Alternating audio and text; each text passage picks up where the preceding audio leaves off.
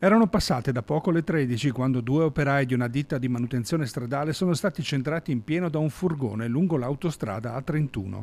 Bilancio pesantissimo, un italiano di circa 60 anni è morto praticamente sul colpo. Il collega in fin di vita è stato elitrasportato all'ospedale San Bortolo di Vicenza in condizioni disperate.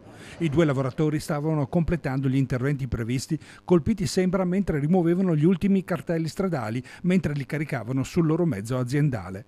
In prossimità del casello di Noventa Vicentina direzione nord, questo furgone che li ha investiti sul fianco si è fermato ad un centinaio di metri dal luogo dell'impatto. L'autista, che stava rientrando a casa dopo le ultime consegne, è sotto shock, finito anch'esso all'ospedale, come ci conferma il suo titolare, sopraggiunto subito dopo. Stava piangendo e basta, per cui io sono corso qui subito. Non ho idea, non so ancora che cosa sia successo, non mi hanno detto niente e basta. Adesso dov'è? All'ospedale, ma non so nient'altro. Era sotto shock ovviamente. Sì, molto.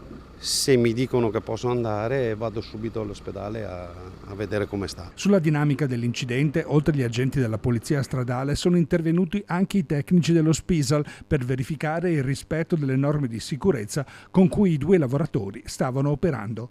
In attesa dell'autorizzazione per la rimozione del corpo dell'uomo, che sembra fosse in procinto di andare in pensione, l'autostrada in direzione Piovene Rocchetti è rimasta chiusa per alcune ore, presidiata dagli ausiliari del traffico.